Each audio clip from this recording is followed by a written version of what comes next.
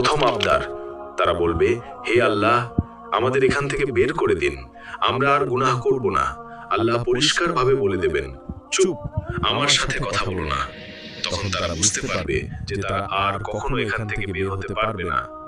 দ্বিতীয় আবদার, তারা জাহান্নামের রক্ষক মালিককে বলবে, আমাদের জন্য আল্লাহর কাছে দোয়া করুন যেন তিনি আমাদের মৃত্যু দেন। মালিক সঙ্গে সঙ্গে উত্তর দেবেন না, হাজার বছর পর বলবেন, তোমরা এখানেই চিরকাল পড়ে থাকো। তৃতীয় আবদার, তারা শাস্তিদাতা ফেরেশতাদের বলবে, অন্তত একদিনের জন্য আমাদের শাস্তি হালকা করে দিন। ফেরেশতারা বলবেন, তোমাদের কাছে কি স্পষ্ট পথ নির্দেশ নিয়ে রাসূলেরা আসেননি? তারা বলবে, হ্যাঁ। ফেরেশতারা তখন বলবেন, তাহলে এখন নিজেরাই প্রার্থনা করো।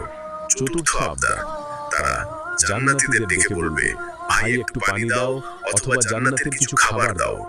জান্নাতীরা বলবে, আল্লাহ এই সব কাফেরদের জন্য হারাম করেছেন।